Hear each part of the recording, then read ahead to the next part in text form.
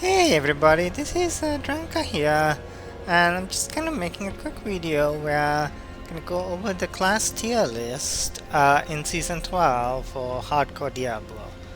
And the way I'm gonna just build this list is quite simple. I'm gonna look at the leaderboard, and that's gonna tell us for the tower, which classes are doing well compared to others. And it's going to be pretty apparent that there's one class that's really running away with it. It's not going to be a surprise. And there's going to be one or two laggards, say one really. And here, flip it open, and it's clear as mud. The Paladins are, they are the top of the hill here. You got Paladins doing 120.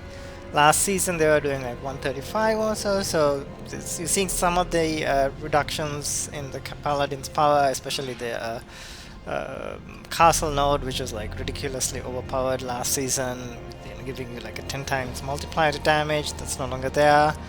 And you also see Paladins remain very popular. There's like, lots and lots of people populating the Paladin ladders. Like 49 of these listings, like almost 500. So you're gonna see that's like 2 or 3 times as many.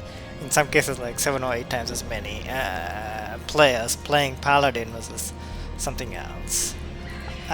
Turns out that the next most powerful class here is the Barb, and the Barb is always kind of generally popular. And we got Barbs. There are about 7 or 8 tiers, or maybe close to 10 below the Paladins, but they're hanging in there. They're doing well, and there's at least some semblance of class balance with you can look at the player profile, and as you can see, they're playing essentially a mighty throw Barb build here with the Hammer of the Ancients. So Barbs are doing good. Interestingly and somewhat surprisingly, Rogue is hanging in well. Rogue is not expected to be that good. Some people are saying that Rogues are really, gonna be one of the weaker classes this season. But instead, it seems like you got a bunch of Rogues, and I think some of this is relying on Orphan Maker, which is not the easiest thing to play with. But you got some Rogues really kind of rolling it in, and they're within 10 tiers of the Paladin, which is great from the Rogues. The Sorcs are always a popular hardcore class. They're sort of resilient, not that difficult to play compared to some of the others. And you see that they're just a little bit below, maybe about 4 or 5 tiers below right now, the Rogues and the Barbs. Maybe they'll catch up, but I guess this seems to be where sort of the power ranking is right now, and you certainly see by the numbers here, they're the second most popular class. So among the remaining classes, Druids are sort of the best of the lowest tier, if you wish. Get a couple of players sort of really kind of slapping it at the Druids. Not a lot of people playing it, but the top Druids are essentially comparable to the top Sorcs. So there we go. Druids do seem to do well, but not easy to play. And you can see sort of the top players are playing Pulverize, which has always been the best build ever.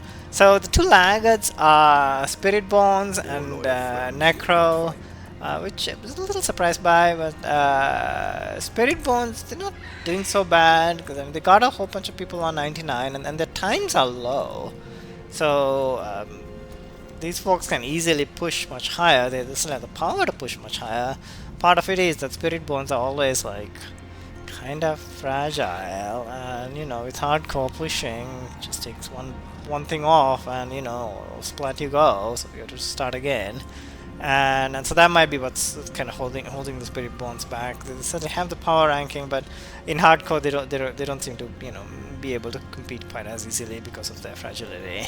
Unfortunately, Necro is bringing up the laggards this season.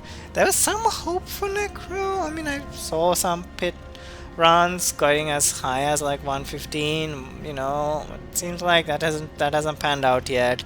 Necro also remains kind of fragile. Not too many players play it. You have the